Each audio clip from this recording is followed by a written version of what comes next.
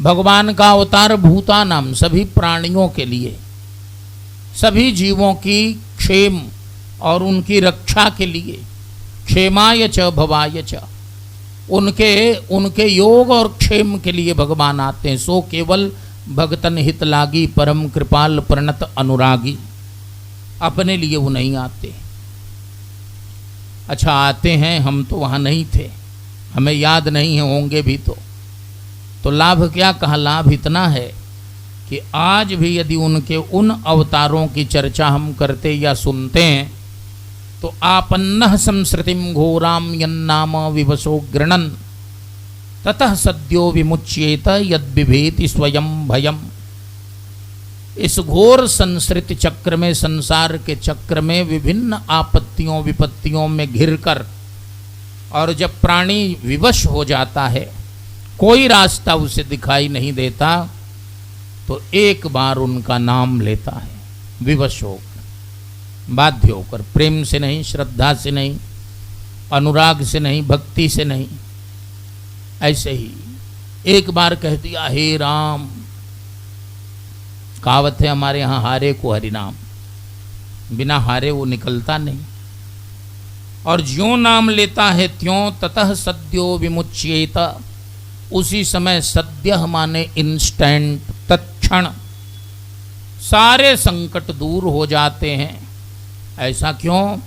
कहा यद विभेति स्वयं भयम, जिनके नामों को सुनकर भय भी भयभीत हो जाता है, कांप जाता है, भाग जाता है। फिर एक सज्जन ने पूछा कि नाम सुनकर संकट कैसे चला जाएगा?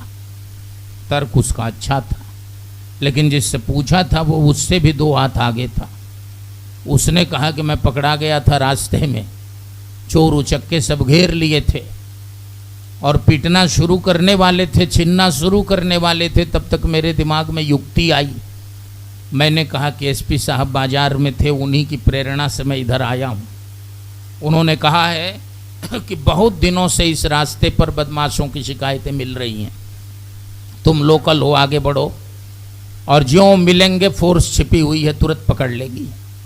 ना तो वहाँ एसपी साहब थे, ना फोर्स थी, लेकिन एसपी साहब और फोर्स का नाम सुनते ही वो जितने नामी बदमाश थे, वे गड्ढे की सींग से भी तेजी से गायब हो गए। तो यदि एसपी साहब, इंस्पेक्टर साहब के नाम में इतनी शक्ति है, तो भगवान के नाम में कितनी शक्ति होगी। अब फिर कोई कहे कि हम तो रोज लेते हैं, संकट दूर नहीं होते, का इसका मतलब तुम नाम भगवान का लेते ही नहीं। भगवान को पुकार रहे हो, संकटों को याद कर रहे हो, तो कहाँ से दूर होंगे? भगवान का नाम ले तो एकदम पक्का है, नाम लेत भव सिंधु सुखाही। पूरा संसार जो अथाह सागर है और उसका सूखना तय है।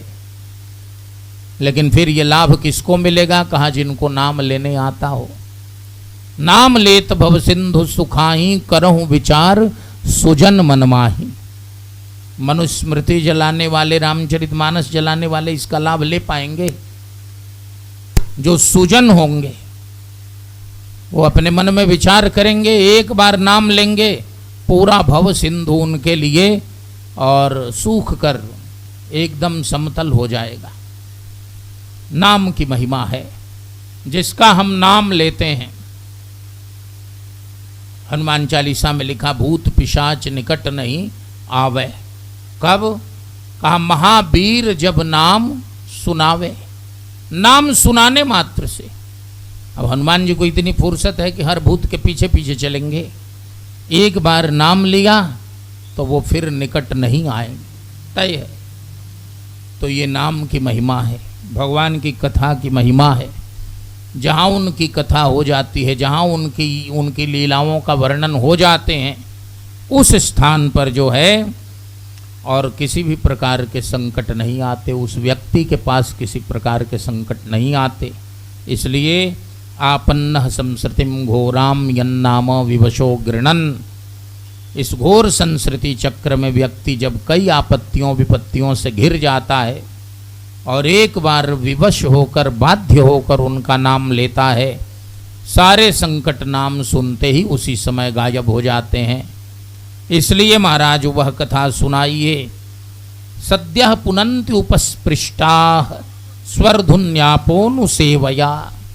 सद्यः पुनन्ति उपस्पृष्टाः, श्री गंगा जी के जल में कुछ दिनों तक स्नान करने, कुछ वर्षों तक स्नान करने के बाद आंतरिक शुद्धि संपन्न होती है, अंतः शुचिता संपन्न होती है। लेकिन सत्संग में भगवान के नामामृत कथामृत का सेवन करने में एक क्षण भी व्यक्ति यदि मन से बैठ गया तो सद्यः पुनन्ति, उसी समय वह पवित्र हो जाता है। ये उनके अवतार लीला की, ये उनके नामों की महिमा है। और इसलिए वयम तु न वितृप्याम उत्तम श्लोक लीलया उत्तम श्लोक विक्रमे। भगवान की उत्तम उत्तम लीलाओं से, उनके उत्तम उत्तम, उनके पुण्य यश संपन्न विक्रम से, बल से हम कभी तृप्त नहीं होते। यत् क्षृणमताम रसज्ञानाम स्वादु स्वादु पदे पदे, जिसको सुनते रहने से या सुनने से, रसज्ञानाम, जो रस तत्व के जानकार हैं उनको स्वादु स्वादु पदे पदे, प्रत्येक शब्द में अभिनव सुस्वादुता का अनुभव होता है, आस्वादन होता है। ये सब प्रश्न पूछ लिया। अंतिम छठा प्रश्न पूछते हैं। पहला ये सब प्रश्न किसका है? पहले से अभी तक ब्रह्म का, भगवान के ही आत्मा के निर्गुण सगुण, फिर अवतार लीला, नाम लीला, ये लीला वो लीला। अंत में क्या पूछते हैं? धर्म। धर्म त्याज्य नहीं है हर स्थिति में। डायरेक्ट भगवान मिल जाए तब भी सनातन धर्म ही धारण करने योग्य है, ग्रहण करने योग्य है। यदि धर्म को छोड़ दिया तो महाभारत में भगवान वेदव्यास का वचन है, धर्मो रक्षति रक्षितः, धर्म एव हतो हन्ति धर्मो रक्षति रक्षितः। धर्म को हमने छोड़ दिया तो हम छूट गए काम से, और धर्म की रक्षा यदि हमने की तो हम हर हालत में रक्षितः, हर हालत में हम सुरक्षित रहेंगे। इसलिए हमारे पूर्वजों ने, मुगलों का शासन आया, अंग्रेजों का शासन आया, धर्म नहीं छोड़े। 30 वर्ष पहले, 40 वर्ष पहले तक गांवों के लोग धोती ही पहनते थे। उस समय जो नए नए युवक हुए उन्होंने लुंगी पहननी शुरू की, है ना। हमारा देखा हुआ है, वही बात मैं बोलता हूँ। कहूँ न कचुकरी जुगुत विषय की, यह सब मैं निज नयनन देखी। उसमें भी संस्कार इतना था कि कहीं सत्संग में, कहीं मंदिर में, कहीं आरती में यदि लुंगी वाले भी आ गए तो उसका अपना विवेक था, वो उसी की धोती बना लेता था और फिर जाता था हाथ पांव धोकर, तब आता था। आज कुछ कहना ही नहीं। आज लोग कहते हैं कि हम क्या पहने, आप तय करने वाले कौन हैं। अरे वाह, मंदिरों में भी जीन्स पहनकर लोग जा रहे हैं, जो नहीं पहनना चाहिए वही पहनकर जा रहे हैं। इसका अर्थ क्या हुआ? धीरे धीरे धीरे हम अपने धर्म से अलग होते गए, और उसका परिणाम है कि धर्म हमसे अलग होता गया। अब न इधर के रहे न उधर के रहे। इसलिए अंतिम प्रश्न पूछा धर्म के विषय में। ब्रूहि योगेश्वरे कृष्णे ब्रह्मण्ये धर्म वर्मणि स्वाम काष्ठाम मधुनोपेते धर्मः कम शरणम गतः।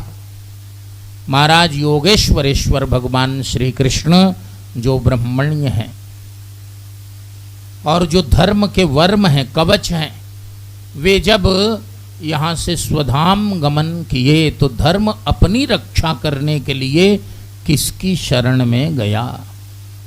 अर्थात धर्म की रक्षा करने वाले भगवान ही हैं। भगवान कौन है? धर्म के वर्म माने कवच हैं।